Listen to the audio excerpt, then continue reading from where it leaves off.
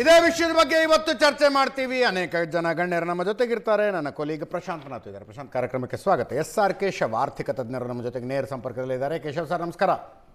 BJPಯಿಂದ ಮಾಜಿ ವಿಧಾನ ಪರಿಷತ್ ಸದಸ್ಯ ಅಶ್ವಥ್ ನಾರಾಯಣ್ ಅವರಿದ್ದಾರೆ. ಹಾಲಿ ವಿಧಾನ ಪರಿಷತ್ ಸದಸ್ಯ ನಾಗರಾಜ್ ಯಾದವ್ ಅವರು ಕಾಂಗ್ರೆಸ್ನಿಂದ ಇದ್ದಾರೆ. ಇಬ್ಬರು ಕೂಡ ಕಾರ್ಯಕ್ರಮಕ್ಕೆ ಸ್ವಾಗತ. ಪ್ರಶಾಂತ್, ಪ್ರಧಾನಿ ನರೇಂದ್ರ ಮೋದಿಯವರು ಪಂಡಿತ್ ಜವಾಹರ್ಲಾಲ್ ನೆಹರು ಅವರ ಒಂದು ದಾಖಲೆಯನ್ನು ಮುರಿದಿದ್ದಾರೆ. ಈ ಸಂದರ್ಭದಲ್ಲಿ ಒಂದು ಇವ್ಯಾಲ್ಯುಯೇಷನ್ ಆಗುವಂಥದ್ದು ಬಹಳ ಸಹಜ. ಹೆಚ್ಚು ಕಡಿಮೆ 35 ವರ್ಷಗಳ ಸಮ್ಮಿಶ್ರ ಸರ್ಕಾರದ ಯುಗ ಕಳೆದು ಒಂದು ಸಿಂಗಲ್ ಪಾರ್ಟಿ ಮೆಜಾರಿಟಿ ಅನ್ನೋದು 2014ರಲ್ಲಿ ಬಂತು. ಕೇಂದ್ರ ಸರ್ಕಾರದ ದೃಷ್ಟಿಯಿಂದ ಒಂದು ಪೊಲಿಟಿಕಲ್ ಸ್ಟೆಬಿಲಿಟಿ ಅನ್ನೋದನ್ನು ನಾವು ನೋಡ್ತಾ ಇದ್ದೀವಿ. ಯಾವಾಗ ಯಾರು ಪ್ರಧಾನಮಂತ್ರಿ ಆಗಿರ್ತಾರೋ, ಯಾವಾಗ ಯಾವ ಸರ್ಕಾರ ಇರುತ್ತೋ, ಯಾವ ಪಾರ್ಟಿ ಒಳಗೆ ಬರುತ್ತೋ, ಯಾವ ಪಾರ್ಟಿ ಹೊರಗೆ ಹೋಗುತ್ತೋ, ಆ ಥರದ್ದಿಲ್ಲ. ಬಟ್ ದೇಶಕ್ಕೆ ಏನಾಯಿತು ಅನ್ನೋ ಪ್ರಶ್ನೆ ಸಹಜವಾಗಿ ಬರುತ್ತೆ. ಕಾಲ ಕಾಲಕ್ಕೆ ಸರ್ಕಾರಗಳ ಮತ್ತು ನಾಯಕರುಗಳ ಇವ್ಯಾಲ್ಯುಯೇಷನ್ ಆಗ್ತಾ ಇರಬೇಕು. ಅದೇ ನೋಡಿ, 1947ರಲ್ಲಿ ಸ್ವತಂತ್ರ ಬಂದಾಗ ಪಂಡಿತ್ ನೆಹರು ಅವರನ್ನು ಇಲೆಕ್ಟೆಡ್ ಪ್ರೈಮ್ ಮಿನಿಸ್ಟರ್ ಮಾಡಲಾಯಿತು. ಸಂವಿಧಾನ ರಚನೆ ಆಯಿತು. 1952ರ ಮೊದಲ ಸಾರ್ವತ್ರಿಕ ಚುನಾವಣೆಯ ನಂತರ 52 ಎಲೆಕ್ಟೆಡ್ ಅನ್ಬೇಕಾ ಸೆಲೆಕ್ಟೆಡ್ ಅನ್ಬೇಕು? ಅಲ್ಲ, ಸಿಲೆಕ್ಟೆಡ್ ಇಸ್ 52. ಹಾಂ, ನೋ, ಎಲೆಕ್ಷನ್ ಮುಗಿಸಿ ಬಂದಿದ್ದು 52ರಲ್ಲಿ. ಅದೇ ಹೇಳ್ತಿದ್ದೀನಿ. ಆಯ್ಕೆ ಮಾಡಲಾಯ್ತು, ಅವರನ್ನು ಪ್ರಧಾನಮಂತ್ರಿ ಅಂತ ಕೂಡಿಸ್ಲಾಯ್ತು. ಸೊ ಇಲೆಕ್ಟೆಡ್ ಅಂತಕ್ಕಂಥದ್ದನ್ನು 52ರಿಂದ 64ರ ಅವರ ಕಾಲವಾಗುವವರೆಗಿನ ಅವಧಿಯನ್ನು ಹಿಡಿಯಲಾಗತ್ತೆ. ಆ ಅವಧಿಯನ್ನು ನಿನ್ನೆ ಜೂನ್ 9ಕ್ಕೆ ನರೇಂದ್ರ ಮೋದಿಯವರು 2014ರಿಂದ 2026ರವರೆಗಿನ ಅವರ ಜರ್ನಿಯಲ್ಲಿ ಅವರು 3 ಇಲೆಕ್ಷನ್ಸ್ಗಳನ್ನು ಗೆದ್ದಿದ್ರು, ಇವರು 3 ಇಲೆಕ್ಷನ್ಸ್ ಗೆದ್ದರು. ಆಗ ದೇಶದ ಜನಸಂಖ್ಯೆ 36 ಕೋಟಿ ಇತ್ತು. ಹೌದು. ಇವತ್ತು 2026ಕ್ಕೆ ಪ್ರೊಜೆಕ್ಟೆಡ್ ಇಸ್ 146 crore. ಅಂದರೆ ನಿಮಗೆ ಮತದಾರರು ಅಂತ ಲೆಕ್ಕ ಹಿಡಿದ್ರೆ 96 ಕೋಟಿ ಮತದಾರರು 2024ರಲ್ಲಿ. ಆಗ ನಿಮ್ಮದು GDPಯ ಗತಿ 2.5 to 3%. ಹೌದು. ಇವತ್ತು ನಾವು 6 to 7. ನಾನು ಪೂರ್ತಿ ಮೋದಿ ಕ್ರೆಡಿಟ್ ಅಂತಕ್ಕಂಥದ್ದಲ್ಲ, ನಾವು ಬದಲಾಗುತ್ತಿರುವ ಭಾರತದ ಚಿತ್ರಣ ಎರಡೂ ಕಾಂಟ್ರಾಸ್ಟ್ನಲ್ಲಿದೆ. ಪಂಡಿತ್ ನೆಹರು ಸೋಷಿಯಲಿಸ್ಟ್ ಆಗಿದ್ರು, ಫೆಬಿಯನ್ ಸೋಷಿಯಲಿಸಮ್ ಬ್ಯಾಕ್ಗ್ರೌಂಡಿಂದ ಬಂದಿದ್ರು. ನರೇಂದ್ರ ಮೋದಿ ಒಂದು ರೀತಿ ಸೋಷಿಯಲಿಸ್ಟು ಹೌದು, ಅದರ ಒಂದು ರೀತಿ ಕ್ಯಾಪಿಟಲಿಸ್ಟ್, ಜಾಸ್ತಿ ಓಪನ್ ಮಾರ್ಕೆಟ್ ಎಕಾನಮಿ ಅಂತ ಅವ್ರದ್ದೊಂದು ಲಕ್ಷ್ಯ ಇರುತ್ತೆ. ನಾನು ಹಿಂದೂ ಅಂತಕ್ಕಂಥದ್ದನ್ನು ಹೇಳ್ಕೊಳ್ಳಿಕ್ಕೆ ಪಂಡಿತ್ ನೆಹರು ಅವ್ರಿಗೆ ಮುಜುಗರ ಆಗ್ತಿತ್ತು. ಕರೆಕ್ಟ್. ಪಂಡಿತ್ ನೆಹರು ಸೋಮನಾಥ್ ಮಂದಿರದಿಂದ ಹಿಡಿದು ಯಾವುದೇ ವಿಷಯದಲ್ಲಿ ಇಲ್ಲ, ನಾನೊಂದು ಭಾರತ ಹಿಂದೂ ಬಹುಸಂಖ್ಯಾತ ದೇಶ ಅಂತಕ್ಕಂಥದ್ದನ್ನು ಅವರು ಒಪ್ಕೊಳ್ತಾ ಇರಲಿಲ್ಲ. ನರೇಂದ್ರ ಮೋದಿ ಇವತ್ತಿನ 2014, 19, 24ರ ಚುನಾವಣೆ ಮತ್ತು ಉಳಿದ ರಾಜ್ಯಗಳ ಚುನಾವಣೆ ಗೆದ್ದಿರೋದ್ರಲ್ಲಿ ಹಿಂದುತ್ವದ ಪಾತ್ರ ಬಹಳ ದೊಡ್ಡದಿದೆ. ಅಂದರೆ ನಾನು ಮೋದಿ ಮತ್ತು ನೆಹರು ಅವರ ಮಧ್ಯದ ಅಂತರದಲ್ಲಿ ಭಾರತದ ಪಾಲಿಟಿಕ್ಸು, ಸೊಸೈಟಿ, ಆರ್ಥಿಕತೆ ಏನೆಲ್ಲ ಬದಲಾಯಿತು ಅನ್ನೋದನ್ನು ಕಾಂಟ್ರಾಸ್ಟ್ ದೃಷ್ಟಿಯಿಂದ ನೋಡೋದು. ನಾನು ಇವ್ರು ಸರಿ ಮಾಡಿದ್ರು, ಅವ್ರು ತಪ್ಪು ಮಾಡಿದ್ರು ಅಂತಕ್ಕಂಥದ್ದು ಈಗ ಬರ್ತಾ ಇಲ್ಲ. ಅಂತರ ಹೇಗಿದೆ ಅಂತಕ್ಕಂಥದ್ದನ್ನು ಹೇಳ್ತಿದ್ದೀನಿ. ಆಗ 1952ರಲ್ಲಿ ದೇಶದಲ್ಲಿ 52 ಪೊಲಿಟಿಕಲ್ ಪಾರ್ಟಿಗಳಿದ್ವು. ಈಗ ಹೆಚ್ಚು ಕಡಿಮೆ ನಿಮಗೆ ಇಲೆಕ್ಷನ್ನಲ್ಲಿ ಸ್ಪರ್ಧಿಸುವಂಥ 400ಕ್ಕೂ ಹೆಚ್ಚು ರಾಜಕೀಯ ಪಕ್ಷಗಳೇ. 52ರ ಚುನಾವಣೆಯಲ್ಲಿ ಕಾಂಗ್ರೆಸ್ನ ಏಕಚಕ್ರಾಧಿಪತ್ಯ ಸ್ವತಂತ್ರದ ಕಾರಣದಿಂದ ಇತ್ತು, ಸ್ವತಂತ್ರ ಹೋರಾಟದ ಕಾರಣದಿಂದ ಇತ್ತು. ನೆಹರು ಪ್ರಧಾನಮಂತ್ರಿಯಾಗಿದ್ದು ಮಹಾತ್ಮ ಗಾಂಧಿಯವರ ಒಂದು ಕಾರಣದಿಂದ. 2014ರಲ್ಲಿ ನರೇಂದ್ರ ಮೋದಿ ಬಂದಾಗ ಕಾಂಗ್ರೆಸ್ನ ಸರ್ಕಾರ, ಕಾಂಗ್ರೆಸ್ ಮತ್ತು ಇತರ ಪ್ರಾದೇಶಿಕ ಪಕ್ಷಗಳನ್ನು ಹಿಮ್ಮೆಟ್ಟಿಸಿ 30 ವರ್ಷಗಳ ನಂತರ ಅವರು ಮೊದಲ ಬಾರಿ ಅಧಿಕಾರವನ್ನು ಹಿಡಿದರು. ಬ್ಯಾಕ್ಗ್ರೌಂಡನ್ನು ಕೂಡ ಒಂದು ಸಲ ನೋಡಬೇಕು. ಪಂಡಿತ್ ನೆಹರು ಅವರ ತಂದೆ ಮೋತಿಲಾಲ್ ನೆಹರು ಈ ದೇಶದ ಅತ್ಯುನ್ನತ ವಕೀಲರ ಪೈಕಿ ಬ್ಯಾರಿಸ್ಟರ್ ಆಗಿದ್ದರು. ಪಂಡಿತ್ ನೆಹರು ಆದಮೇಲೆ ಈಗ ನರೇಂದ್ರ ಮೋದಿ ಬರ್ತಿದ್ದಾರೆ, ಒಂದು ಮಾಡೆಸ್ಟ್ ಫ್ಯಾಮಿಲಿಯಿಂದ ಬಂದು ಪ್ರಧಾನಮಂತ್ರಿ ಹುದ್ದೆಯನ್ನು ಹಿಡಿದು ಕಾಂಗ್ರೆಸ್ನ ಏಕಚಕ್ರಾಧಿಪತ್ಯ, ನೀವು ಒಂದು ಸ್ವಲ್ಪ ಅಂತರ ನೋಡಿ, 52, 57, 62 ಈ ಚುನಾವಣೆಯನ್ನು ಗೆದ್ದ ಮೇಲೆ ಚೈನಾದ ಡಿಬ್ಯಾಕಲ್ನ ನಂತರ ಮೋದಿಯವರ ಜನಪ್ರಿಯತೆ ಕುಸಿದೋಯ್ತು. ನರೇಂದ್ರ ಮೋದಿ ಅಲ್ಲ, ಮೋದಿ ಅಲ್ಲ, ಪಂಡಿತ್ ನೆಹರು, ಜವಾಹರ್ಲಾಲ್. ಸಾರಿ, ಪಂಡಿತ್ ನೆಹರು ಅವರ ಜನಪ್ರಿಯತೆ ಕುಸಿದೋಯ್ತು. ಅವ್ರಿಗೆ ಮನಸ್ಸಲ್ಲಿ ಬೇಸರ ಆಯಿತು, ಚೈನಾ ತನ್ನ ಜೊತೆ ನಡ್ಕೊಂಡಿರ್ತಕ್ಕಂಥ ರೀತಿ ಬ್ಯಾಕ್ ಸ್ಟ್ಯಾಬ್ ಮಾಡ್ತು ಅನ್ನುವ ಕಾರಣಕ್ಕೋಸ್ಕರ 64ಕ್ಕೆ ಅವ್ರು ತೀರ್ಕೊಂಡ ಬಳಿಕ ನಂಗೆ ಗೊತ್ತಿಲ್ಲ, ಇದನ್ನು ಕೂಡ ನಾವು ಗಮನದಲ್ಲಿ ಇಟ್ಕೊಂಡೇ ಚರ್ಚೆ ನಡೆಸಬೇಕು. 67ರಲ್ಲಿ ಮೊದಲ ಬಾರಿಗೆ ವಿಪಕ್ಷಗಳ 9 ಸರ್ಕಾರಗಳು ಭಾರತದಲ್ಲಿ ಅಸ್ತಿತ್ವಕ್ಕೆ ಬಂತು, ಬೇರೆ ಬೇರೆ ರಾಜ್ಯಗಳಲ್ಲಿ. ಓಕೆ, ಇಂದಿರಾ ಗಾಂಧಿ ಅವರ ನೇತೃತ್ವದ ಬಂದಾಗ ಉತ್ತರ ಪ್ರದೇಶದಲ್ಲಿ ಚೌಧರಿ ಚರಣ್ ಸಿಂಗ್ ಜನಸಂಘದ ಜೊತೆ ಹೋಗಿ ಸರ್ಕಾರ ಮಾಡಿದ್ರು. ಹಿಂಗೆ 9 ರಾಜ್ಯ ಸರ್ಕಾರಗಳು ಕಾಂಗ್ರೆಸ್ ಸೋಲಲ್ಪಡ್ತು. ಈಗ 2014, 19, 24ರ ಜೊತೆಗೆ ನರೇಂದ್ರ ಮೋದಿಯವರ ಉಚ್ಚಾಯದಲ್ಲಿ BJP ಒಂದು ಎಂದೂ ಕೇಳರಿಯದ ಕಂಡರಿಯದ ಉಚ್ಚಾಯದಲ್ಲಿ ಪೊಲಿಟಿಕಲಿ ಬಂದು ಕೂತಿದೆ. ಎಸ್, ಪಂಡಿತ್ ನೆಹರು ಅವರ ನಂತರ ಕಾಂಗ್ರೆಸ್ ನಿಧಾನಗತಿಯಲ್ಲಿ, ಈಗ ಇಂದಿರಾ ಗಾಂಧಿ ಇದ್ದಾಗಲೂ ಒಂದು ಉಚ್ಚಾಯಕ್ಕೆ ಹೋಯಿತು, ಇಂದಿರಾ ಗಾಂಧಿ ತೀರ್ಕೊಂಡ್ಮೇಲೆ ಒಂದು ಉಚ್ಚಾಯಕ್ಕೆ ಹೋಯಿತು, ನಂತರ ಹಂತವಾಗಿ ಶಿಥಿಲ ಆಗ್ತಾ ಬಂತು. ಇಂದಿರಾ ಗಾಂಧಿ ಹತ್ಯೆಯ ನಂತರ 2 ಇದ್ದ BJP 300ರವರೆಗೆ ಹೋಯಿತು. ಈಗ 240 ಇದೆ, ಬಟ್ ಸಮ್ಮಿಶ್ರ ಸರ್ಕಾರವನ್ನು ನಡೆಸ್ತಾ ಇದೆ. ಈ 2 ಕಾಂಟ್ರಾಸ್ಟ್ಗಳ ಮಧ್ಯದಲ್ಲಿ ನಾವು ಪಂಡಿತ್ ನೆಹರು ಮತ್ತು ಪ್ರಧಾನಮಂತ್ರಿ ನರೇಂದ್ರ ಮೋದಿ ಅವರ ಸಾಮ್ಯತೆ, ಭಿನ್ನತೆ ಇವೆಲ್ಲವನ್ನು ಕೂಡ ನಿಶ್ಚಿತವಾಗಿ ಚರ್ಚೆ ಮಾಡಬೇಕಾಗುತ್ತೆ. ನನಗನ್ಸುತ್ತೆ ಅಜಿತ್, ಈಗ ದೇವರಾಜ ಅರಸರು ಸಿದ್ದರಾಮಯ್ಯನವರ ಕಂಪ್ಯಾರಿಸನನ್ನು ನಾವು ದಿನಗಳ ಅವಧಿಯಲ್ಲಿ ಮಾಡಿದ್ವಿ, ಬಟ್ ಆಯಾ ಸನ್ನಿವೇಶಗಳ ಅವಧಿಯಲ್ಲೂ ಮಾಡಬೇಕಾಗುತ್ತೆ. ಅಲ್ಲ, 2 ಪೊಲಿಟಿಕಲ್ ಕಾಂಟೆಕ್ಸ್ಟ್ಗಳು. ಅದೇ ಸನ್ನಿವೇಶಗಳು, ಯಾವ ಸನ್ನಿವೇಶದಲ್ಲಿ ಅವರು ಆಳ್ವಿಕೆ ಮಾಡಿದ್ರು, ಯಾವ ಸನ್ನಿವೇಶದಲ್ಲಿ ಇವರು ಆಳ್ವಿಕೆ. ಎಸ್, ಕಾಲಘಟ್ಟ ಇದೆ, ಕಾಲಘಟ್ಟ. ಯಾಕಂದ್ರೆ ಈಗ 52, 57, 62 ಗೆದ್ದ ಕಾಲಘಟ್ಟ ಬೇರೆ, ಹೌದು. 14, 19, 24 ಗೆದ್ದ ಕಾಲಘಟ್ಟ ಬೇರೆ. ಎಸ್, ಹಾಗಾಗಿ ನನಗನ್ಸುತ್ತೆ ತುಂಬ ಸಾಮ್ಯತೆ, ಭಿನ್ನತೆಗಳು ಇರ್ತಕ್ಕಂಥದ್ದಲ್ಲ. ನೆಹರೂರಿಂದ ಮೋದಿವರೆಗಿನ ಇಡೀ ಕಾಲಘಟ್ಟದಲ್ಲಿ ಭಾರತ ಏನು ಬದಲಾಯಿತು ಅನ್ನೋದು ಆರ್ಥಿಕ, ಸಾಮಾಜಿಕ, ರಾಜಕೀಯ ದೃಷ್ಟಿಯಿಂದ ನಾವು ಅದರ ಒಂದು ಅವಲೋಕನ ಮಾಡುವ ಅವಶ್ಯಕತೆ ಇದೆ. ಕೇಶವ್ ಸರ್ ಇದ್ದಾರೆ ನಮ್ಮ ಜೊತೆ. ಕೇಶವ್ ಸರ್, ಆ್ಯಕ್ಚುಲಿ ಬೇರೆ ಬೇರೆ ಕ್ಷೇತ್ರದ ಪ್ರತಿನಿಧಿಗಳನ್ನು ದಿನಕ್ಕೊಂದು ಡಿಬೇಟ್ ಮಾಡಿದರೆ ಇದು ಕರೆಕ್ಟಾಗಿ ನ್ಯಾಯ ಕೊಟ್ಟಂಗೆ ಆಗುತ್ತೆ ಈ ಚರ್ಚೆಗೆ. ಆರ್ಥಿಕ ಕ್ಷೇತ್ರದಿಂದ ತಾವಿದ್ದೀರಿ. ನನ್ನ ಪ್ರಕಾರ ಭದ್ರತಾ ವಲಯದಿಂದ ಒಬ್ಬರು ಬರಬೇಕು, ಮ್ಯಾನುಫ್ಯಾಕ್ಚರಿಂಗಿಂದ ಒಬ್ಬರು ಬರಬೇಕು, ರೈತ ವಲಯದಿಂದ ಒಬ್ಬರು ಬರಬೇಕು, ಆವಾಗ ಇದಕ್ಕೆ ನ್ಯಾಯ ಕೊಟ್ಟಂಗೆ ಆಗುತ್ತೆ. ಪ್ರಶಾಂತ್ ಈಗಾಗಲೇ ಹೇಳಿದ ಹಾಗೆ ಯಾವ ಕಾಲಘಟ್ಟದಲ್ಲಿ ಇಬ್ಬರು ನಾಯಕರಿದ್ದರು ಅನ್ನೋದು ಮುಖ್ಯ ಆಗುತ್ತೆ. ಆವಾಗಷ್ಟೇ ಸ್ವಾತಂತ್ರ್ಯ ಪಡೆದಿದ್ದ ಭಾರತದ ನೇತೃತ್ವವನ್ನು ನೆಹರು ವಹಿಸಿದ್ರು. ಈ ಲೈಸೆನ್ಸ್ ರಾಜ್ ಮುಗಿದು ಗ್ಲೋಬಲೈಸೇಷನ್ಗೆ ತೆರೆದುಕೊಂಡಿದ್ದಂಥ ಭಾರತದ ನಾಯಕತ್ವ ನರೇಂದ್ರ ಮೋದಿ ಅವರಿಗೆ ಸಿಕ್ತು.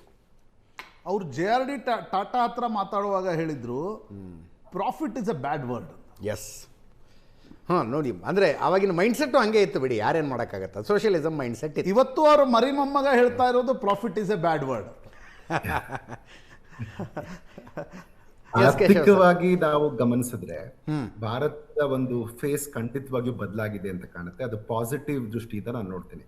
ನೀವು ಬರೀ ಎಕನಾಮಿಕ್ ಪಾಲಿಸೀಸ್ ಅಲ್ಲಿ ನೋಡಿದ್ರೆ, in case if you want me to rate him out of 10, ನಾನು 8 ಕೊಡೋಕ್ಕೆ ಇಷ್ಟಪಡ್ತೀನಿ.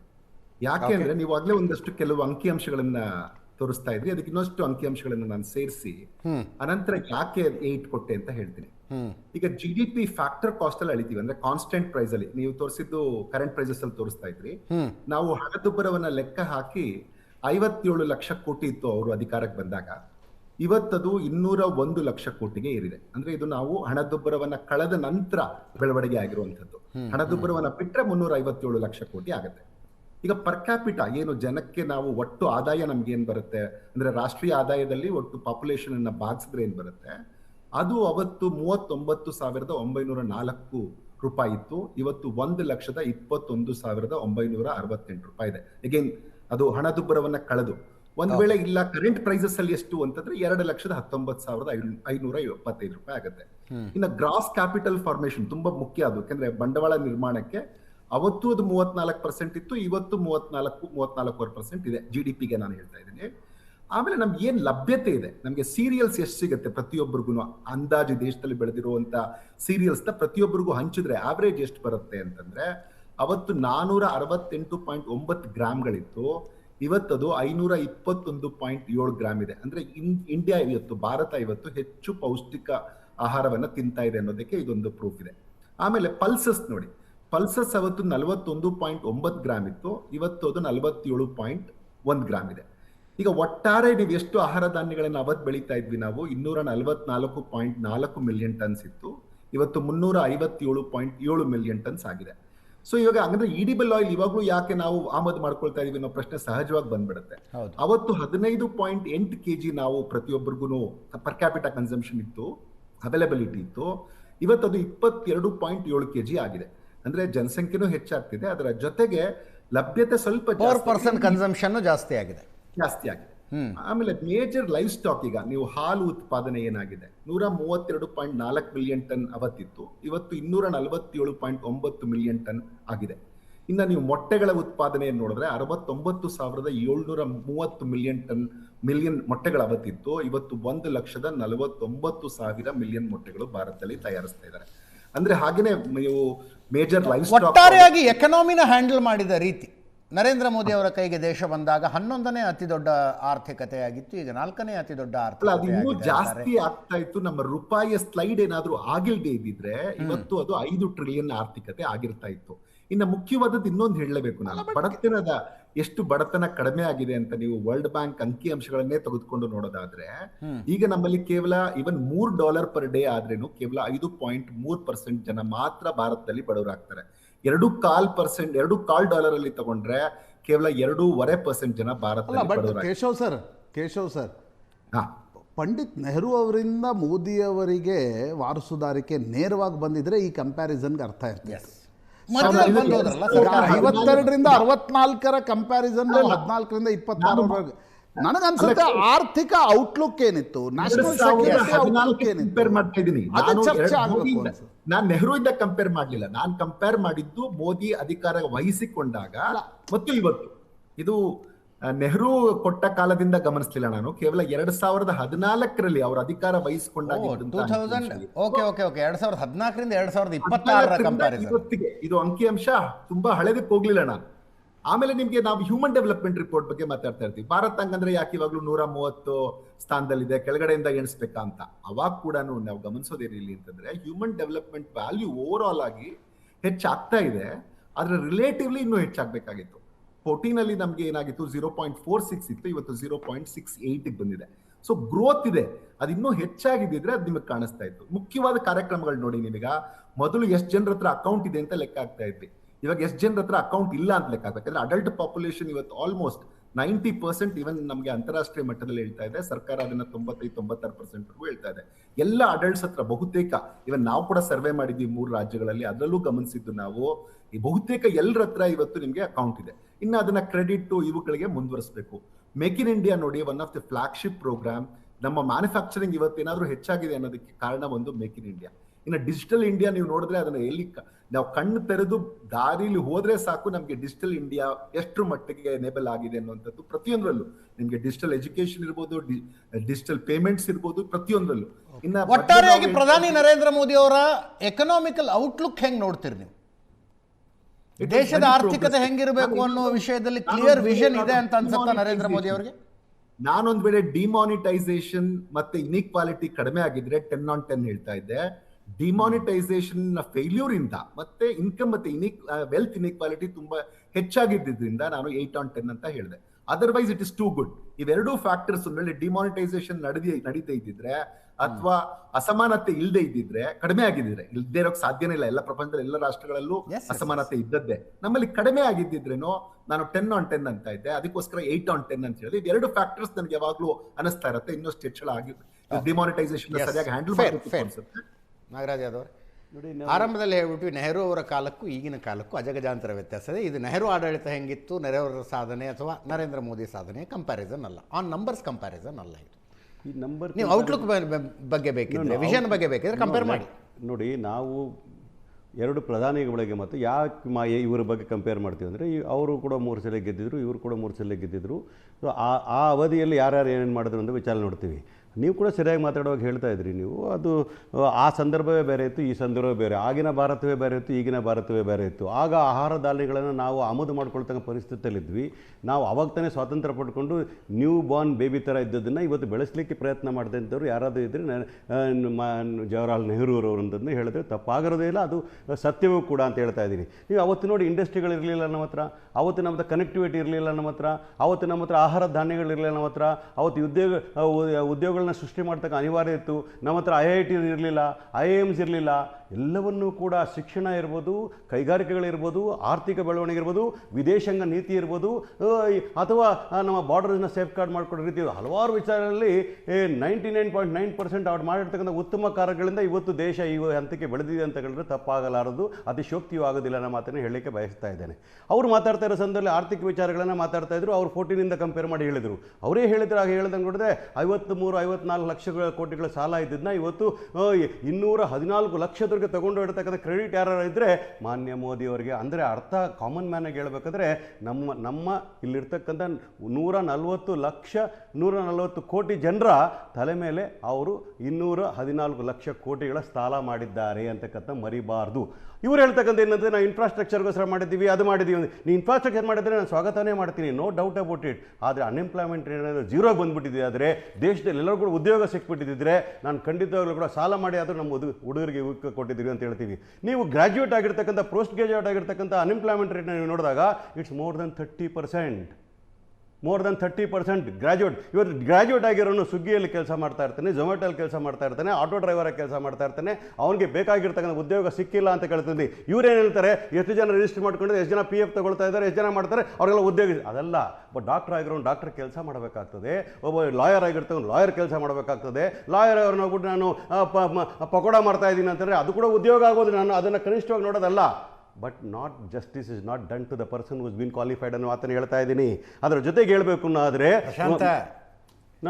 ಆಟೋಮೊಬೈಲ್ ಇಂಜಿನಿಯರ್ ಆಗಬೇಕಾಗಿತ್ತು ರೀ, ಜರ್ನಲಿಸ್ಟ್ ಆಗಿದ್ದೀರಿ, you are un unemployed, not fit to be. No ಹೌದ್ರಿ, ದಟ್ ಬೈ ಪ್ಯಾಷನ್. ಅಲ್ರಿ, ಆಟೋಮೊಬೈಲ್ ಇಂಜಿನಿಯರಿಂಗ್ ಮುಗಿಸಿದಾರೆ ಅವರು, ಜರ್ನಲಿಸಮ್ ಪೊಲಿಟಿಕಲ್ ಅನಾಲಿಸಿಸ್ ಮಾಡ್ತಾ ಕೂತ್ಕೊಂಡಿದ್ದಾರೆ. Do justice to the debate. ಯಾಕಂದ್ರೆ ದೇಶದಲ್ಲಿ ಜನ ಮಾತಾಡ್ತಾರೆ, ನಿಮ್ದೊಂದು ಪ್ರಮುಖವಾಗಿರೋ ಚಾನಲ್, ಪ್ರಮುಖವಾಗಿರೋ ಆಂಕರ್ಗಳ ಮುಂದೆ ಮಾತಾಡಬೇಕು. ನಾನು ಹೇಳ್ತಾ ಯಾಕಂದ್ರೆ ಇವರು ಬೈ ಚಾಯ್ಸ್ ಜರ್ನಲಿಸ್ಟ್ ಆಗಿರ್ಬೋದು. ಈ ಜರ್ನಲಿಸ್ಟ್ಗಳು ಉತ್ತಮವಾಗಿರೋ ಜರ್ನಲಿಸ್ಟ್ ಆಗಿ ಕೆಲಸ ಮಾಡ್ತಾರೆ, ಉತ್ತಮ ಚಾನಲ್ ಕೆಲಸ ಮಾಡೋದಕ್ಕೆ ನೀವು ಅಭಿನಂದನೆ ಸಲ್ಲಿಸಬೇಕಾಗ್ತದೆ. That is not the way. ಆದರೆ ಜನರಲ್ ಆಗಿ ಮಾತಾಡಬೇಕಾದ್ರೆ ಯುವಕರ ವಿಚಾರಗಳು ನೋಡಿದಾಗ ಉದ್ಯೋಗಗಳ ನಷ್ಟು ಆಗ್ತಾ ಇರೋದು. ಅವ್ರು ಪ್ರಾಮಿಸ್ ಮಾಡಿ ಬಂದ್ರಲ್ಲ, ಕೊಟ್ಟ ವಾತ ಏನದು 2 ಕೋಟಿ ಉದ್ಯೋಗಗಳನ್ನು ಕ್ರಿಯೇಟ್. ಇವತ್ತಿನವರೆಗೂ ಒಂದು ದಾಖಲೆನ ವೈಟ್ ಪೇಪರ್ನ ಇಶ್ಯೂ ಮಾಡಿಬಿಡ್ಲಿ ದೇಶಕ್ಕೆ ಅವರು ಎಷ್ಟು ಉದ್ಯೋಗಗಳನ್ನ ಸೃಷ್ಟಿ ಮಾಡಿದ್ದಾರೆ ಅಂತೇಳಿ. ಅವನ ಎಜುಕೇಷನ್ ತಕ್ಕಂಥ ಸುತ್ತ ಕೊಟ್ಟು ಮಾಡಲಿಲ್ಲ ಅವರು. ಅದರ ಜೊತೆಗೆ ಸಾಲವನ್ನು ನೀವು ಒಂದು ರೀತಿಯಲ್ಲಿ ಇವಾಗ ನಾನು ಆಡಳಿತ ಸಂದರ್ಭದಲ್ಲಿ, ನೀವು ಅಧಿಕಾರಕ್ಕೆ ಬಂದ ಸಂದರ್ಭದ ನಂತರ ನೀವು ನಾನು ಮಾಡಿರೋ ಸಾಲ ತೀರಿಸಿದ್ದೆ ಆದರೆ ನೀವು ದೇಶವನ್ನು ಉದ್ಧಾರಕ ಮಾಡಿದ್ದೀರಿ ಅಂತ ಆಗ್ತದೆ. ನೀವು ನನಗಿಂತ ಹೆಚ್ಚು 4 ಪಟ್ಟು ಸಾಲ ಮಾಡಿಬಿಟ್ರೆ ನೀವು ಮಾಡಿದ್ದಾದ್ರೆ ಏನು ನನ್ನ ಎತ್ಕೊಂಡು ಅಡ ಇಟ್ಬಿಟ್ರಿ ಅಂತ ಹೇಳಬೇಕಾಗ್ತದೆ. ಆಮೇಲೆ ಇನ್ನೊಂದು ಹೇಳ್ಬೇಕು, ಆತ್ಮಹತ್ಯೆಗಳನ್ನು ನೋಡಬೇಕಾದ್ರೆ ದಿವಸಕ್ಕೆ ಒಬ್ಬರು 2 4 ಜನ, ಇವತ್ತು ಲಕ್ಷಾಂತರ ಜನ, ಕೇವಲ 12 ವರ್ಷಕ್ಕೆ ಸುಮಾರು 1.4 lakh farmers have died in this country. Who is responsible for this? ಇವತ್ತಿನ ದಿವಸ ಇರಬೇಕು ಅದು ಇವಾಗ ನಡೀತಾ 3 ತಿಂಗಳ ವಿಚಾರ ಅಲ್ಲ, ವಾರಗಳ ವಿಚಾರ ಅಲ್ಲ. ದೇಶದಲ್ಲಿ ನೋಡಬೇಕು ಅಂತಂದಾಗ ಅವರ ಅಧಿಕಾರ ಬರುವಾಗ ಏನು ಪ್ರಾಮಿಸ್ ಮಾಡಿದ್ರು, 15 ರೂಪಾಯಿಗೆ ನಾವು ಡಾಲರ್ ಪ್ರೈಸ್ ತರ್ತೀವಿ ಅಂತ ಹೇಳ್ತಾ ಇದ್ರು.